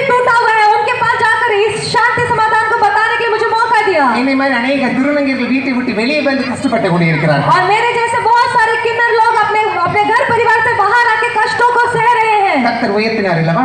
लेकिन मुझे परमेश्वर ने ऊंचा उठाया மற்றவர்களையும் அதே மாதிரி உயர்த்த என்னை கர்த்தர் பயன்படுத்த ஆரம்பித்தார். और परमेश्वर ने मुझे उन बाकी किन्नरों के जीवन में एक आशीष का कारण बनाया ताकि वो लोग भी बढ़े। இன்னைக்கு அதுல ஒரு திருநங்கை சப் இன்ஸ்பெக்டராக இந்தியாவிலே முதல் சப் இன்ஸ்பெக்டராக கர்த்தர் உயர்த்தி வைத்தார். और उसमें से जिन्हें मैंने गोद लिया वो इंडिया के पहले सब इंस्पेक्टर है जो कि किन्नर है। இன்னைக்கு ஒரு बी इंजीनियरिंग படித்து முடித்திருக்கிறார். और अभी एक ने भी इंजीनियरिंग पढ़कर समाप्त किया है ஒருத்தர் இன்னைக்கு गवर्नमेंट हॉस्पिटल लैब टेक्नीशियனாக இருக்கிறார். और तीसरे आके अभी लैब टेक्नीशियन है चेन्नई में। இன்னைக்கு நானும் அவரை விட்டு இருந்தா கைத்தட்டி எல்லாட்டி காசு தான் வசூல் பண்ணிட்டு இருந்திருப்பாங்க. और अगर मैंने उन लोगों को अगर छोड़ दिया होता तो आज वो लोग ऐसे ही गली गली में भीख मांग रहे होते। நான் மட்டும் உயர வேண்டுமல்ல, என் கூட இருக்கிறவர்களும் உயர வேண்டும். सिर्फ मात्र परमेश्वर ने मुझे ऊंचा नहीं करा, जो मेरे साथ थे उन लोगों को भी परमेश्वर ने बढ़ाया। இன்னைக்கு கர்த்தர் உங்களை உயர்த்துவதற்காக கர்த்தர் இங்கே அழைத்து வந்திருக்கிறார். और आज परमेश्वर आज चाहते हैं कि आप भी बढ़ाए जाए, आप भी आशीषित हो। உங்களை கர்த்தர் நேசிப்பதனால நான் வந்து நிற்கிறேன். और आपसे परमेश्वर प्रेम रखते हैं इसलिए आप लोग इधर आए हैं और मैं यहाँ पर हूँ। எவ்வளவு கடினமான வாழ்க்கை தெரியுமா இது? और एक किन्नर का जीवन बहुत ही मुश्किल भरा जीवन है யாராலும் புரிந்து கொள்ள முடியாத ஒரு வாழ்க்கை. और कोई भी उस जीवन को नहीं समझ सकता। ஒரு ஆணுக்கும் பெண்ணுக்கும் புரியாத ஒரு வாழ்க்கையை வாழ்ந்து கொண்டு இருக்கிறோம். और एक स्त्री और एक पुरुष जो नहीं समझ सकता एक ऐसा जीवन हम लोग बिताते हैं। ஆனா உங்க உள்ளத்தில் இருக்க பிரச்சனைகளை கர்த்தர் புரிந்திருக்கிறார். लेकिन आपके दिल में जो भी परेशानी है उसको यीशु मसीह अच्छी रीति से जानते हैं। கர்த்தர் உங்களுடைய இருதயத்தின் வலிகளையும் கர்த்தர் புரிந்திருக்கிறார். और आपके दिल के दर्द को यीशु मसीह बहुत ही अच्छे तरह से समझते हैं। 3 टाइम हालेलुया बोलो. और आइए हम मिलकर 3 बार हालेलुया बोलेंगे। Hallelujah hallelujah hallelujah hallelujah hallelujah. Hallelujah. கர்த்தர் எல்லோருக்கும் நல்லவராகத்தான் சுற்றி தெரிந்தார். और यीशु मसीह जब इस संसार में थे तो वो सबके लिए भले काम को कर रहे थे। கர்த்தர் நம்மோடு கூட பேசுவாராக. और परमेश्वर यीशु मसीह हमसे बात करे தேவ நாம மகிமைப்படட்டும். और परमेश्वर के नाम की महिमा हो। தேவன் மகிமையான காரியங்களை கர்த்தர் செய்திருக்கிறார். और परमेश्वर ने हमारे जीवन में महिमा के कामों को किया है। நாம் வேதத்தில் சில காரியங்களை வாசிக்க போகிறோம். और हम बाइबल में से कुछ वचनों को पढ़ेंगे। நன்றி செலுத்துகிறோம் சுவாமி. और अच्छे परमेश्वर इस अच्छे समय के लिए हम धन्यवाद करते हैं। நீர் எங்களோடு கூட பேசுவீராக. और आप हमसे बात कीजिए உம்முடைய ஆறுதலான வார்த்தை எங்களோடு கூட கடந்து வருவதாக. और आपका शांति देने वाला वचन हमारे मध्य में आए தெய்வீக சமாதானங்கள் இருதயங்களை நிரப்புவதாக. और एक दैविक एक समाधान हमारे बीच में आए தெய்வீக மகிமை இந்த மைதானம் முழுவதும் பிரசன்னமாய் நிரம்பி இருக்கட்டும். और एक दैविक एक शांति समाधान इस ग्राउंड में रहे। கேட்கிற யாவரும் இன்னைக்கு பாக்கியவான்களாகி மாற்றும் சுவாமி. और जो कोई सुनते हैं उन सबको भाग्यवान के रूप में बनाइए கர்த்தருடைய நாமத்தினாலே और परमेश्वर के नाम से ஹalleluya यीशु के नाम से ஹalleluya हालेलुया ஹalleluya. हालेलुया। புதிய ஏற்பாடுகளிலே और आइए हम लोग नए नियम की तरफ आए அங்கே மத்திய எழுதின சுவிசேஷ புத்தகத்திலே और वहाँ पर मत्ती रचित सुसमाचार அங்கே 2ஆம் அதிகாரத்திலே நாம் வாசிக்கிறோம். और उसके दूसरे अध्याय में हम पढ़ते हैं அங்கே ஞானமுள்ள சாஸ்திரிகள் இருந்தார்கள் என்று சொன்னார். और वहाँ पर हम देखते हैं जो वहाँ पर ज्योतिषियों के बारे में लिखा है அவர்கள் வானத்தை நட்சத்திரத்தை கண்டு और उन्होंने और आकाश के जो तारों को देखकर அப்படிப்பட்ட இரட்சகராகிய இயேசு கிறிஸ்துவை காண வேண்டும் என்று வாஞ்சித்தார்களாம். और उन्होंने आकाश के उन तारों को देखकर उन्होंने सोचा कि जो यीशु मसीह है उन्हें हमें देखना है। தேவன் பிறந்தார் என்று காட்டுவதற்காக அந்த படைக்கப்பட்ட அந்த நட்சத்திரங்கள் और यीशु मसीह का जन्म हो गया है और उसका जो एक संदेश था या उसका एक चिन्ह था वो तारे थे। அந்த நட்சத்திரத்தை கண்ட உடனே இயேசுவை பார்ப்பதற்காக அவர்கள் பயணம் செய்து வந்தார்கள். और उन तारों को देखकर वो ज्योतिषी लोग अपने पूरे रास्तों में उस तारे को देखते हुए आए। ஆனா அவரை அழிக்க வேண்டும் என்று சொல்லி ஒரு ராஜா அங்கே இருந்தான். लेकिन ऐसा नहीं होना चाहिए करके यीशु मसीह को मिटाने के लिए वहाँ पर एक राजा था। பாருங்க, அந்த ராஜா கிட்ட தான் அந்த சாஸ்திரிகள் வந்து கேட்டார்கள். और हम वहाँ पर देखते हैं कि उन ज्योतिषियों ने आकर उस राजा से ही पूछा யூதாவை ஆளப் போகிற ராஜா எங்கே பிறந்திருக்கிறார் என்று और கேட்டார்கள். उन्होंने बोला कि जो यहूदा का जो राजा है वो कहाँ पैदा हुआ है। அவர் எருசலேமிலே பிறந்திருக்கிறார் என்று சொன்னார்கள். और उन्होंने कहा कि उनका जन्म यरूशलेम में हुआ है அந்த உலகத்தின் பாவங்களை சுமக்கும்படி இயேசு கிறிஸ்து பிறந்தார். और इस संसार के पापों को अपने ऊपर उठाने के लिए यीशु मसीह का जन्म हुआ। அவங்க எல்லாருடைய நினைவு என்னன்னா அவர் மாம்சத்திலே ராஜாவாக வருவார் என்று நினைத்தார்கள். और उन सब का एक ऐसा एक सोच थी कि वो जब जन्म लेंगे तो एक राजा के रूप में जन्म होगा। அங்கே தேரிலே வருவார் என்று நினைத்தார்கள். और उन्होंने सोचा कि ऐसे जैसे एक राजा की सवारी होती है वैसे आएंगे நிறைய படைகளோட வருவார்கள் என்று நினைத்தார்கள். और बहुत सारे जैसे एक राजा कैसे आता है उस प्रकार से आएंगे करके सोचा। ஆனா இங்கே பாருங்க, இந்த இயேசு கிறிஸ்து ஒரு மாட்டு கொட்டாயிலே பிறந்து கிடக்கிறார். और वहाँ लेकिन हम यहाँ पर देखते हैं यीशु मसीह का जन्म साधारण तौर से एक गौशाला में हुआ। हुआ। அந்த சாஸ்திரிகளுக்கு நிறைய ஞானம் இருந்தது. और जो ज्योतिषी लोग थे वो लोग बहुत ज्ञानवान थे। ஞானத்துக்கும் அறிவுக்கும் வித்தியாசம் உண்டு. और ज्ञान का और बुद्धि में दोनों में फर्क होता है। தேவனை அறிந்து கொள்வது ஞானமாகும்.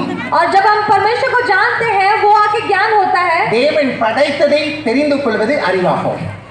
जब हम परमेश्वर को जानते हैं वो बुद्धि होता है, और जब हम परमेश्वर के और बाकी चीजों को जब हम लोग पढ़ते हैं वो ज्ञान होता है। அதனால தான் அந்த சாஸ்திரிகள் இங்கிலீஷ் வார்த்தையில वाइस मैन என்று சொல்ல அழைக்கப்படுகிறார்கள். और इसलिए जब हम इंग्लिश बाइबल पढ़ते हैं तब वहाँ पर लिखा है कि वो लोग बुद्धिमान थे।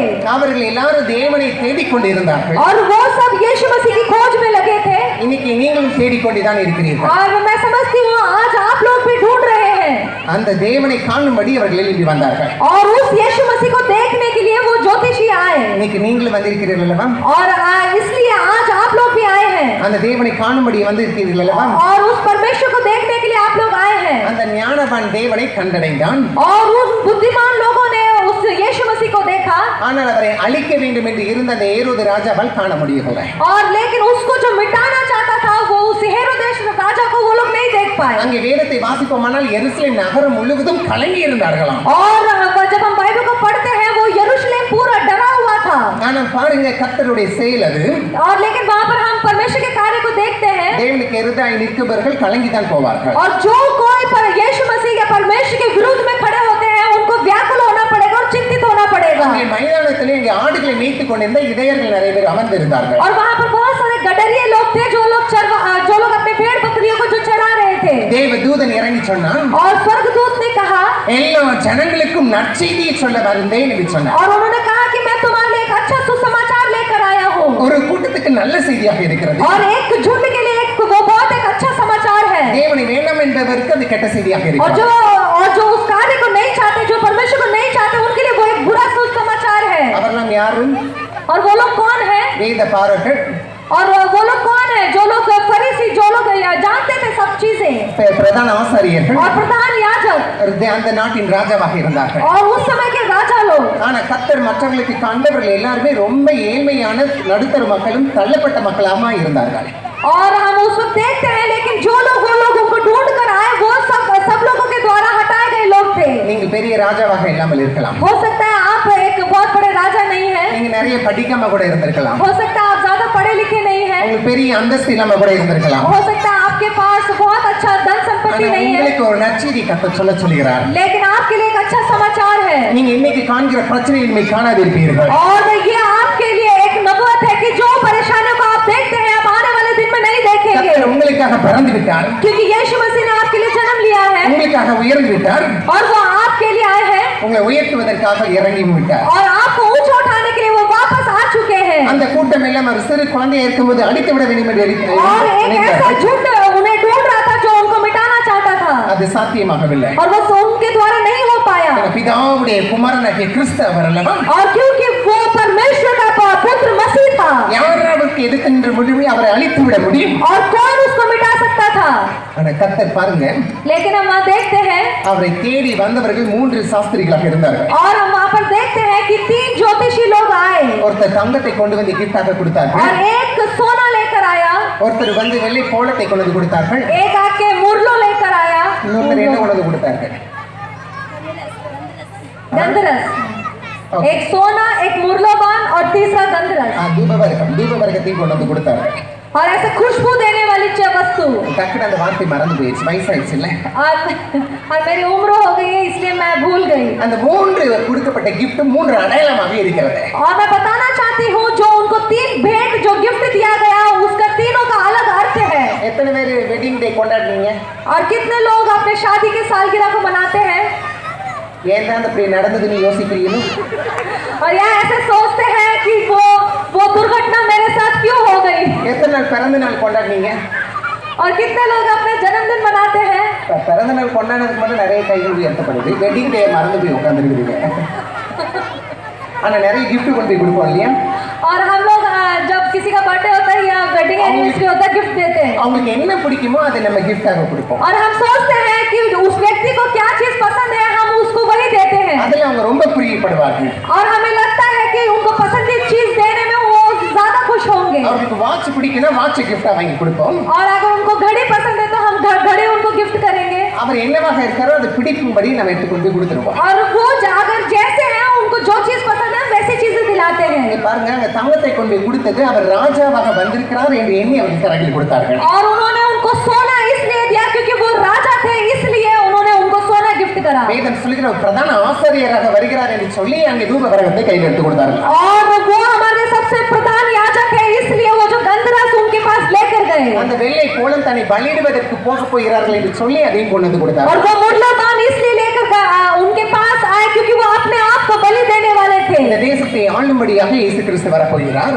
और इस देश को चलाने के लिए यीशु मसीह आने वाले हैं। அதன் ராஜாவாக நியாயம் செய்யும்படியாக வரப்போகிறார். और वो हमारा न्याय करने के लिए एक राजा के रूप में आने वाले हैं। அவர் பிரதான ஆசாரியர் அநேக சத்தியத்தை நம்மளுக்கு எடுத்து சொல்லி இப்படி பாவத்தை விட்டு விலகி என்று கண்டிக்கும்படியாக வந்தார். और हमारे जीवन में वो प्रधान याजक के रूप में है, हमारे पापों को बताकर और उसमें से हमें निजात दिलाते हैं। நம்முடைய பாவங்களுக்காக அவர் சிலுவையிலே பலியாகி நம் காயங்களை சுகப்படுத்தும்படி செய்து விட்டார். और वो हमारे लिए खुद बलि हो गया, हमारे लिए वो सलीब पर चढ़ गया ताकि हमारे तमाम बीमारी दुख तकलीफ दूर हो जाए। அதற்காக தானே இயேசு கிறிஸ்து வந்தார். और इसलिए यीशु मसीह संसार में आए। நம்மெல்லாம் பிறந்தது ஏன் பிறந்தோம்னு சொல்லி யோசனையை வைத்திருப்பீர்கள். और आपने कभी ना कभी सोचा होगा कि मैंने क्यों जन्म लिया। வேஸ்டா பிறந்துட்டமே நீங்க யோசித்து கொண்டு இருக்கலாம். और आपने सोचा होगा कि मैं किसी भी लायक नहीं हूँ। மத்தவங்க நம்மளை பார்த்து சொல்லுவாங்க இவங்க எல்லாம் பிறந்தது வேஸ்ட் என்று சொல்லுவார்கள். और हो सकता है आपको देखकर बहुत लोग बोल सकते हैं कि तुम किसी लायक नहीं हो। ஒரு விஷயத்தை மாத்திரம் நான் சொல்லுகிறேன். लेकिन मात्र मैं एक कार्य को बताना चाहती हूँ। கர்த்தர் உலகத்திலே குப்பைகளை படைக்கவே இல்லை. और पर हम देखते हैं कि परमेश्वर की सृष्टि में कूड़ा नहीं है, परमेश्वर ने कूड़े को नहीं बनाया है। நம்ம தான் எல்லாவற்றையும் யூஸ் பண்ணி குப்பையாக தூக்கி போட்டு விட்டோம். और हमने ही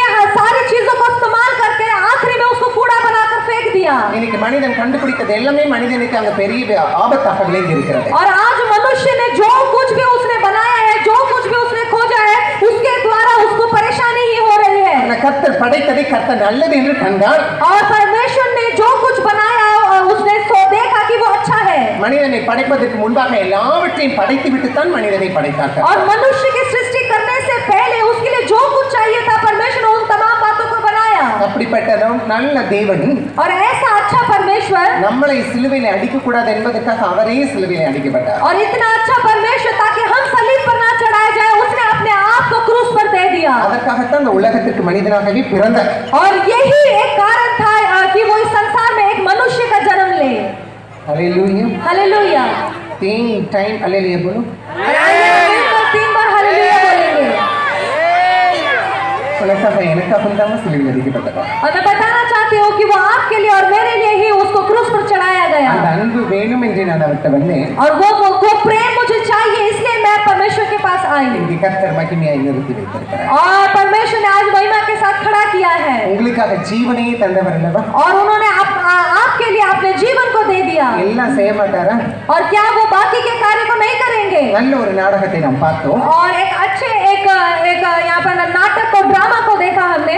மரித்து கிடந்த லாசருவை செத்து போன புளித்து போன லாசருவை கர்த்தர் உயிரோடு எழுப்பினார் என்று. और एक मरे हुए लाजरस को हमने यहाँ पर देखा कि उसे यीशु मसीह ने कैसे जिलाया। கண்ணு தெரியாதவனுக்கு கர்த்தர் கண் பார்வையை கொடுத்தார் என்று. और एक जो व्यक्ति देख नहीं पाता था उसको यीशु मसीह ने कैसे आंखों को दिया। 38 வருஷமாய் படுத்து வியாதியஸ்தனோட இருந்தவனை கர்த்தர் சுகப்படுத்தினார் என்று. और जो 38 साल से जो उठ भी नहीं सकता था, हिल भी नहीं सकता था, यीशु मसीह ने उसे चंगा किया। கர்த்தர் உங்களை உயர்த்துவதற்காக ஆசைப்படுகிறார். और परमेश्वर चाहता है कि आपको ऊंचा किया जाए। அவருக்கு நீங்கள் உறவுகளாக இருக்கிறீர்கள். और क्योंकि आप उसके साथ रिश्ते में हो इसलिए। வேதம் சொல்லுகிறது அவரை ஏற்றுக்கொண்டவர்கள் அவருக்கு பிள்ளைகளாக இருக்கிறார்கள். और बाइबल बताती है कि जिस किसी ने उसको ग्रहण कर लिया वो उसके साथ रिश्ते में है। இன்னைக்கு நீங்க அவருடைய பிள்ளைகளாக और இருக்கிறீர்கள். आज आप उसके बच्चे के रूप में हैं। என் தாய் தகப்பன் என்னை பிள்ளை என்று சொல்வதற்கு வெட்கப்பட்டார்கள். और मेरे माता पिता ने मैं उनका बच्चा हूं करके वो लोग शर्माते थे। ஆனா கர்த்தர் சொன்னார் நீ என்னுடைய பிள்ளை என்று சொன்னார். लेकिन यीशु मसीह ने कहा कि तू मेरी बेटी है। இன்னைக்கு எல்லாரும் உங்களை ஒதுக்கி வைத்திருக்கான கர்த்தர் என்னைக்குமே உங்களை ஒதுக்க மாட்டார். और हो सकता है आज आपको सबने अलग करके रखा हो, लेकिन यीशु मसीह आपको कभी अलग नहीं करते।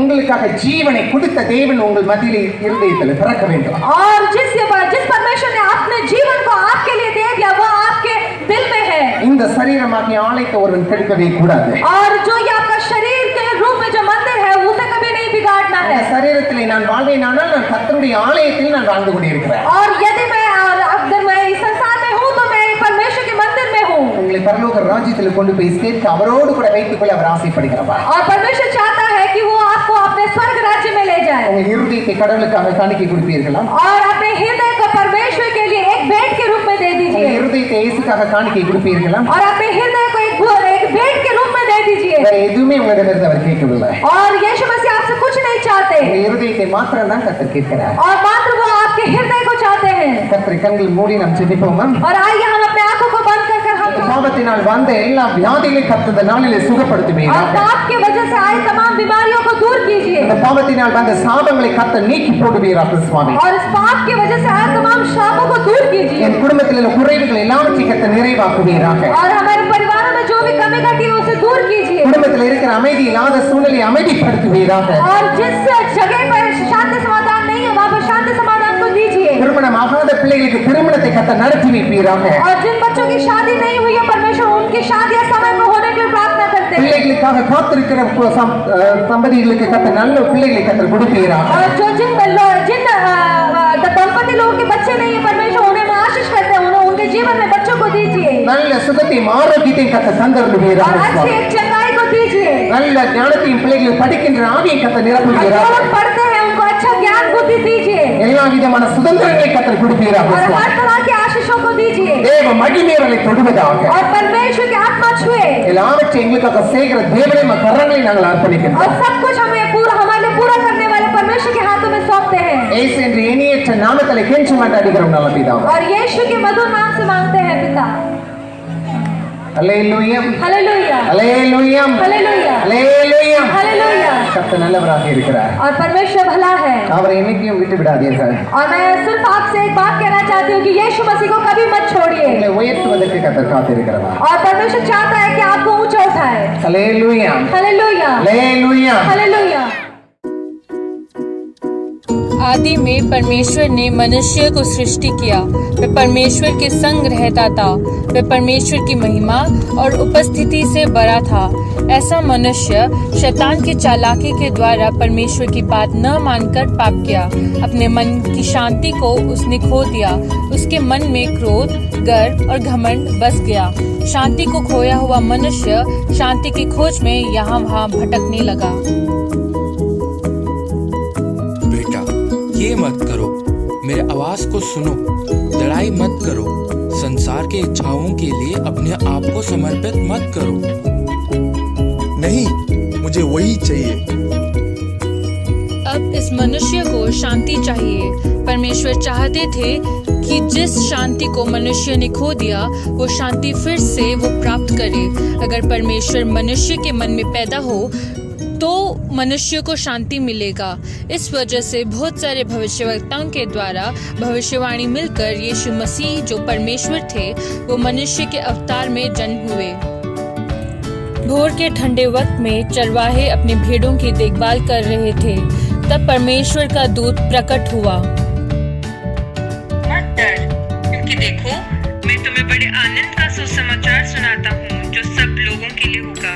हमें पापों से, श्रापों से, बीमारी से, रोगों से छुटकारा देने के लिए इस धरती में यीशु मसीह आए हैं। हमें अंधेरे से रोशनी में लाने यीशु इस धरती में आए हैं। मन में शांति देने के लिए यीशु मसीह आए हैं। चरवाहे जल्दी से उठकर यीशु को देखने गए। लहू बहाए बिना पापों का माफ नहीं है। हमारे पाप को हटाने, शांति दिलाने, क्रूस में मरकर खून बहाने के लिए पैदा हुआ यीशु मसीह को देखने जा रहे हैं। 3 मजूसी तारामंडल को जांचते हुए, ये देखो नया तारा, अरे वो इतना चमक रहा है। ये तारा निश्चय ही किसी राजा की पैदा होने की निशानी है।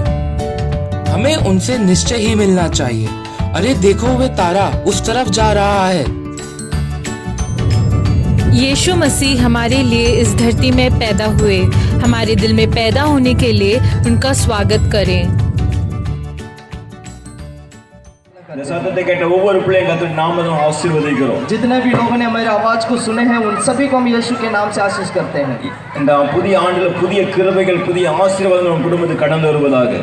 इस नया साल में, इस नया दिन में एक नया अभिषेक और नया आशीष प्रभु देना चाहिए। எல்லா சாபங்களும் வேதனையும் நீங்க போக முடியாம ஜெபிக்கிறோம். सारे श्राप और सारे परेशानी दूर हो जाना चाहिए। தேவன் தாமே உங்கள் குடும்பத்தோட ஆசீர்வாதத்தை மேன்மைப்படுத்துவாராக. परमेश्वर ही पूरा परिवार को प्रभु आशीष करना चाहिए। இயேசு என்ற உச்சரிக்கும் போது உங்க உள்ளத்துல சமாதானம் சந்தோஷம் கர்த்தர் கொடுத்து மேன்மைப்படுத்துவாராக. यीशु के नाम लेते ही उनके जीवन में शांति और खुशी आ जाना चाहिए. இந்த நாளில் தேவ செய்தி கொடுத்த தேவதா பாஸ்டர் கூட நாங்கள் நன்றியோடு ஸ்தோத்திரிக்கிறோம். खासकर इन दिनों में जो वचन की द्वारा हमारे बीच में जो बातें की சாட்சி மூலமாக கர்த்தருடைய வார்த்தையை அனுப்புனதுக்கு நன்றி செலுத்துகிறோம். उन्होंने अपनी गवाही के द्वारा जो वो बोला गया सारे बातों के लिए हम धन्यवाद करते हैं. अनेक ஜனங்களுக்கு சமாதானம் இல்லாதவங்களுக்கு சமாதானத்தை கொடுத்து நாங்கள் ஜெபித்து ஆசீர்வதிக்கிறோம். जितने भी लोग हैं जो जिनको शांति नहीं है प्रभु उनको शांति देने के लिए हम प्रार्थना करते हैं. உதவியா இருந்த ஒவ்வொரு பிள்ளைகளையும் நாங்கள் ஆசீர்வதிக்கிறோம். जितने भी लोग हमारे लिए जो मदद किया है उनके लिए भी हम प्रार्थना करते हैं. टेंटக்காக அந்த கிரவுண்டுக்காக ஒவ்வொரு பிள்ளைகளையும் ஆசீர்வதிக்கிறோம். टेंट के लिए और ग्राउंड के लिए और हर एक व्यक्ति के लिए हम आशीष करते हैं. साउंड सर्विस நாங்கள் ஆசீர்வதிக்கிறோம். साउंड वालों के लिए भी हम आशीष करते हैं. எங்கள் ஒத்துழைச்ச ஒவ்வொரு நண்பர்களுக்கும் நன்றியோடு ஸ்தோத்திரிக்கிறோம். हमारे साथ मिलकर जितने भी लोगों ने जो मेहनत किया उन सभी के लिए हम धन्यवाद करते हैं. நாம மாத்திரம் மகிமைப்பட நாங்கள் படிச்சேபிக்கிறோம். केवल प्रभु की नाम महिमा होने के लिए हम प्रार्थना करते हैं. எல்லா துதி கன மகிமை நாங்கள் உமக்கு செலுத்துகிறோம். सब कुछ आपके हाथों में देखकर हम प्रार्थना करते हैं. यीशु नामத்தில் பிதாவே. यीशु के नाम से मांगते हैं.